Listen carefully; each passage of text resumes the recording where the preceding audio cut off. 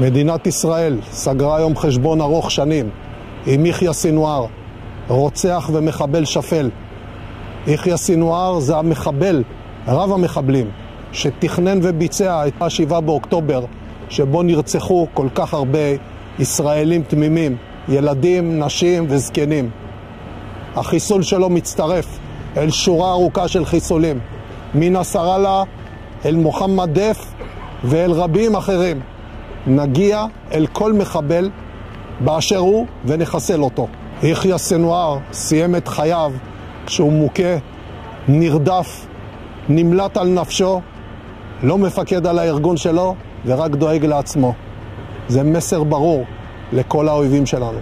צה"ל יגיע אל כל אחד שמנסה לפגוע באזרחי ישראל או בכוחות הביטחון ויבוא איתו חשבון.